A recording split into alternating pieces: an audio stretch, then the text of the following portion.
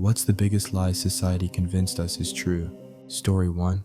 Most cowards will always find a scapegoat and blame their problems on it. They'd rather blame either the poor, the rich, the stranger, the media, the government, the left, the right, the Democrats, the Republicans, etc. Rather than facing themselves and sorting out their issues, finding a scapegoat and putting all your problems on it is by far the most cowardly move you can ever make. It will eat your brain because there's no stopping once you hate. Story 2. The idea that our differences should make us hate one another is deeply flawed. Too many people look for excuses to judge or reject what they don't understand. In reality, we're all part of the same human experience, sharing far more similarities than differences. Unless we can shift this mindset on a global scale, humanity's chances of thriving or even surviving beyond this century are slim. Story 3. Do what you love, the money will follow. Every musician, artist, dancer, actor, inventor, writer, etc. has a deep understanding of what a crock of crap this is for 90% of the population. I always say instead that creative careers require you to get creative about how you make your money. When young folks are picking their majors, they often ask, "What's a good major?" Maybe, cynically, I interpret this as, what's a major that will guarantee me a high-paying job with as little effort as possible? If that's your goal, to put in as little effort as possible, steer clear of the arts. You can be a musician, artist, dancer, actor, etc. But you're not going to have a 9-to-5 job with benefits and a salary. You're certainly not going to become rich and famous. It often means doing short-term gigs, being a contracted worker, doing your creative profession as a side hustle for your main profession, which is more often than not teaching, and ultimately having to find a way to be flexible with what you love. Story 4. Plastic gets recycled. NPR once ran an entire segment on this topic. When single-use plastics became widespread in the 1960s and 70s, people started noticing the growing piles of plastic litter along roadsides. In response, plastic companies launched a clever PR campaign promoting recycling, making the public feel good about cleaning up and recycling plastic waste. But it was mostly a marketing trick. Industry leaders knew that most plastics couldn't actually be recycled. They degrade too quickly, come in too many varieties, and require sorting and processing that's far too expensive to be practical. Despite this, the myth stuck, and to this day, we still toss our yogurt cups into the recycling bin, believing it makes a difference. Story 5. If you exercise, you will be able to lose weight. No, exercise alone won't do it if your eating habits are unhealthy. Losing weight comes down to what you eat and how much you eat. Exercise helps with losing weight faster. In fact, you can actually still lose weight by just controlling what you eat and how much you eat without exercising. Story 6. That money doesn't buy happiness. It does because money equals power and respect. Most people respect those who are employed, even at McDonald's, because any money is better than no money. But the more you get, the more respect and power you gain, which then brings you more opportunities to keep your lifestyle the way you want, which makes you happy. I agree, but for different reasons. I'm not Tony Montana. I don't care about power and respect. I care about being able to take care of my family. Money equals security. Not having to worry about where the next mortgage payment is coming from, and being able to send my kids to college absolutely buys me some happiness. Story 7. Neither side of the political spectrum seems to genuinely care about what's best for the American people anymore. It's all about control and power now. Both sides are corrupt. The past 8 years have made it painfully clear that no one is coming to save anyone. Yet many people still cling to their political beliefs as if their lives depend on them, unwilling to admit that the system they put their faith in won't deliver the better future they hope for. Story 8. That acne will go away after your teen years. I'm 26 and still, my acne never got better. I tried everything. I completely changed my diet. I cut out sugar, gluten, meat, dairy, caffeine, and alcohol. Gradually, not all at once, to see if any of them made a difference. The only lasting change I've kept is avoiding cow's milk since it gives me stomach aches. I also tried intermittent fasting and even went 8 days without eating, but my acne didn't improve. I changed my lifestyle too, started exercising 3 times a week, getting plenty of fresh air and sunlight, but still, no results. I experimented with different shower routines, from daily showers to every 3 days, and used all kinds of soaps. Nothing helped. I even turned to medication, but that didn't work either. I've seen multiple doctors, and none could figure out the cause. After a biopsy, I found out it isn't true acne, it's inflammation without any bacterial infection. The only thing that seems to affect it is stress. It gets worse when I'm anxious. But even when I'm completely calm, it never fully goes away. Story 9. The torture is an effective method of extracting information. Every 10 years or so, some three-letter agency or another is forced to admit that their torture program yielded nothing but false leads and wrecked lives, then goes straight back to doing it.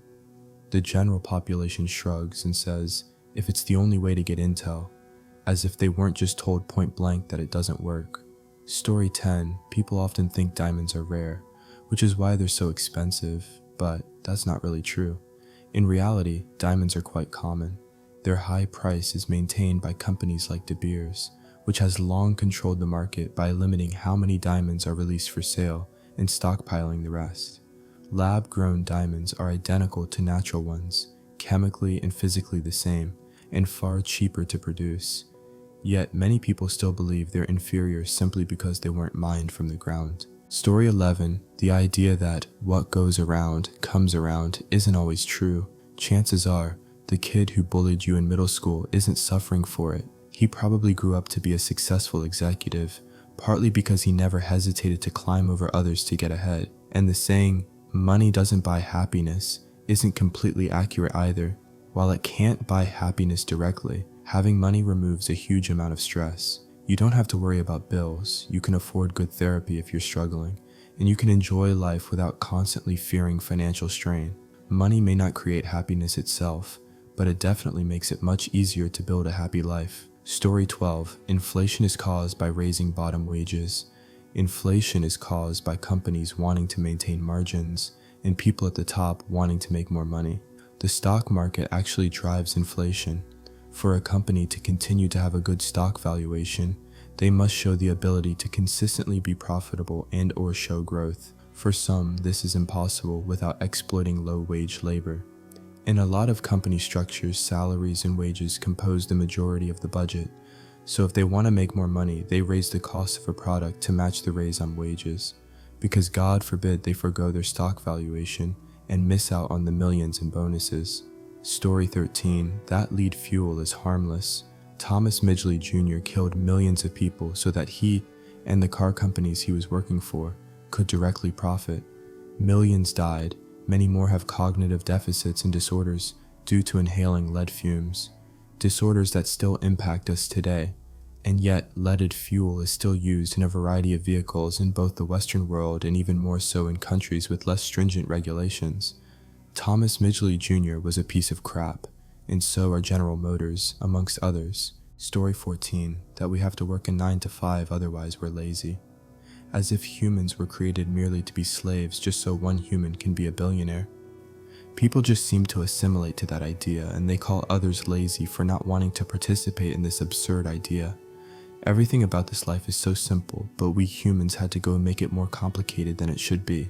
Story 15. The parting of the sea. Sorry, religious people, but living by the ocean most of my life, I'm completely convinced that this was just from not knowing enough about the ocean. Hear me out. Moses and his people are being chased. They come to the shore at the perfect time. It's about to be low tide and they see a now emerging exposed sandbar. They start walking across it. The army is chasing after them, but they are not as lucky, because while they cross, the tide starts coming back in, and with all the heavy armor on, and the water still rising, it's too late to turn back and reach the shore again. They all drown because of that armor, and the story gets told the way it's told, just because I do not yet understand what tides are. Story 16. Americans believe that the US military protects the country as a whole, or the average American, that any war or operation that the US military has engaged in since the Korean Civil War can be confused with heroism, and even that war was dubious. One of my favorite oxymorons is stolen valor. To steal it, there must be valor to steal. It's hard to believe the oligarchs that run America steal from our coffers and launch murder sprees abroad, getting our sons dead in the process, are still essentially invisible to the average American sheep, even as the sheep continue to not even benefit from the game. Think on that the next time you take a look at the price of gas. Even having children murdered with drones in the Middle East in your name did not keep your gas prices low. But shame is a heavy burden to bear, and most of my fellow Americans are too weak to even realize it's not so much them, but the oligarchs who should bear it. Story 17, German propaganda from World War II, has driven a lot of our understanding of that war. Maybe it was convenient because it made out the Germans as a more advanced force than they were, which made the Allies look better by being the underdog that beat them. German army used more horses than mechanized equipment. Maybe it just filled the narrative where there was none, and the Allies went with it because changing the narrative was too hard. German tank superiority. Maybe it helped broker peace between the powers right after. Polish perfidy before the war means they don't deserve freedom or to be saved from one of the countries that attacked them. In a lot of places, though luckily not in all places, the original German and Soviet propaganda still reigns in people's minds. Story 18, is capitalism fair? The whole of society hinges on people psychologically accepting that the system works, that you should do as your employer says, that you have to follow the rules, etc. The rules are meant to keep the powerful in charge. The rules are designed to help you close to the bare minimum to keep you docile. We are basically very advanced monkeys who are bribed by cable TV, social media, a nice car, etc., into believing that the system works. Meanwhile, at the top, you have people like Trump and Elon Musk just going buck wild with vast amounts of power and money. The system creates this, and we participate willingly in it every day. Story 19, life is great. Like, yeah, sure. Nothing like being born, waiting 5+ years. In some countries, kids go to school at the age of 5, like Italy. Going to school for 12+ years, working for 40+ years, 8 hours a day, 5 days a week, retiring and dying, am I right? Also, even when you do reach retirement age, if you even reach it that is, you still might be under the poverty line and forced to work to make a living, so you don't die of starvation. So even when you do retire, you're not going to have enough money for basic necessities, even if you live alone and have no kids nor spouse whatsoever. Story 20, that legally obtaining money means actually deserving that money. Like, no billionaire actually earned that money. They may have acquired it within the rules of the existing system, but that doesn't mean they acquired it fairly, because sometimes systems are unfair. And our language isn't set up well to distinguish this, since earn can be used to mean both deserve through work and technically acquired legally or legally enough. So sometimes the conversation goes, Elon Musk didn't earn his money. No, he did earn it. When what is really meant is, Elon Musk acquired his wealth in an unfair way that exploited workers. No, he got it following the rules of capitalism. And so they're not actually disagreeing as much as it looks like, and may not realize they're not talking about exactly the same thing. It's like, the rules themselves are unfair, but how can it be unfair if he's following the rules? Checkmate. Story 21, the biggest lie is that there is a God, or that good things happen to good people. Alternatively, that money is more important than love. Comparably, that people become homeless over addictions or mental illness, or their own choices and not over fleeing abuse. Or quite possibly that victims are saved after being harmed by criminals. Any of those work. Oh, and that the people who love you will never mistreat you, or that you will find someone who truly loves you, or it gets better for you. That being a good person will keep you safe from being treated like crap. That you get what you give. All of those. Story 22. If you are psychologically unwell, you have to go to a psychologist. That is very false, actually. The first thing you have to do when you are psychologically unwell is to accept that you are not well, and then let them help you. If you don't do that first, going to a psychologist won't do you any good.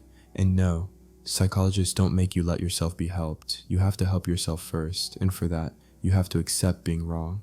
Otherwise, psychologists will be useless. Story 23. How much money you have defines how much success you have. True money does help a lot, and in many ways, but different things make different people happy. I've met rich people who wish they had a better relationship with their family, and people living paycheck to paycheck that are quite happy. Single people being miserable, craving for love, and single people living their best life. Married people living an almost real-life fairy tale, and married people living a nightmare. We all define success differently, and if we don't follow the standard, we are called mediocre, or that we settle down for too little. Story 24, inalienable rights, or the concept of rights in general. They exist so long as enough of us believe they exist and are willing to back that belief with physical force, either by state representatives or individuals, when necessary. But they really are nothing more than a shared mythos, a lie we all agree to believe upon which our entire society is built. The very fact that they are nothing more than a shared mythos and not something real is dangerous to even discuss or argue about because it is harmful to society at large to start thinking they are arbitrary. Story 25. Well, the concept of fossil fuels being fossil juice is a lie. Rockefeller ganged up with other oil barons in the early 20th century to raise the value of oil in the public image by giving it a name that made it sound rare and limited. Now, obviously today we do need to watch our usage and find healthier alternatives, but back in the day, oil had been up to that point pretty cheap, as it was previously only used as a machine lubricant. Whale oils and fats were often used for lighting and perfumes, but plain old Texas tea oil was the industry standard for keeping factories and whatnot running without the machines wearing out or burning up. With the advent of oil and gas-powered transportation and farm equipment, the powers that be realized that they were on the verge of a boom. Darwinism and Jurassic discoveries were extremely popular at that time, so they went with the theme by incorporating the word fossil into the term. It interested the public but also intimidated them, so they would parrot the term but be afraid to question it openly and seem behind the times among their modern peers. Old Rocky got away with calling it a fossil because he, the other barons, and the specialists they paid off claimed it was made from carbon, so it had to have come from a dead animal, but so is about 90% of the actual earth, water aside. It was a ridiculous excuse. However, it was such an effective piece of propaganda that it worked its way into the education system and remained there for decades. Even that old educational ride from Disney, the one with Ellen DeGeneres, that talks about alternative energy sources, called it a fossil fuel. However, you can ask almost any geologist or alternative energy expert, and they will roll their eyes at the misconception that fuel is made of dinosaurs. Bottom line, natural oil is a mineral, not dinosaur guck. Story 26. That karma exists. The most vicious and cruel bullies I've encountered grew to be wealthy and successful, likewise for people who just cut class every day and did no literal work. The thief is never going to be caught. That cheater is never going to feel guilty. That assailant is not losing sleep over what he did. Your hard work might never be noticed, and if it is, it just might earn you harder work. You might have lived a clean, honorable, sober life and will die one day being the most boring person people knew. Your only mark on the world being a rotting husk planted deep underground and marked by a chiseled rock. Story 27. It's already been said on Reddit, but carrots make your eyesight better or see in the dark. That isn't a lie. Carotene is synthesized by the body into rhodopsin, the chemical that powers your retinal cells to react to light. Bombers during World War II ate carrots so that during night missions, they would have extra rhodopsin available to restore their retinas faster. You burn up rhodopsin when your retinas are exposed to light. It takes time for this to regenerate. This is why people can become snowblind and why you see streaks after seeing a very bright light. The more available rhodopsin precursors in your blood, the faster your retinal cells can regenerate rhodopsin, thus restoring your eyesight after being temporarily overloaded by exposure to light. No, this doesn't make you see in the dark, but it does mean that if you are looking in the dark and suddenly get hit by a searchlight or spotlight, your eyes will regenerate faster. Story 28. Skilled workers make a lot of money, and any economic problems unskilled workers face is their own fault. The real key to how much you make is how much of the value of your labor goes to you versus your boss. Without labor unions or any kind of labor movement, your boss decides how much of your labor goes to you, and they will take as much of that away from you as possible.